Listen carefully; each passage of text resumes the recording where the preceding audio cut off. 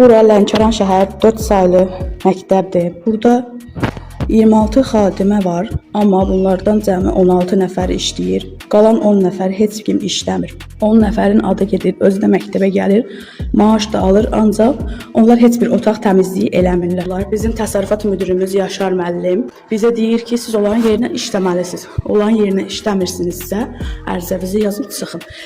Regionala dəfələrlə mən özüm şəxsən şikayət eləmişəm. Buranın 4 nömrənin inspektoru Cəmil müəllim gəlir.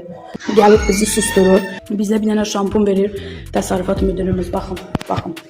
Bu şampunu bizə verir. Baxın bu şampunu. Bizə verir bir dənə. Deyir ki, siz 9 ay onu işlətməlisiniz. Niyə? Hər ay bu məktəbə dövlət tərəfindən ləvazimatlar gəlir. Biz özümüzdən paspas alırıq. Biz özümüzdən süpürgə alırıq. Biz özümüzdən xlor alırıq. Biz özümüzdən poşet alırıq. Biz özümüzdən nə qədər şey alırıq? Əski alırıq. Heç nə bizə verilmir, heç nə.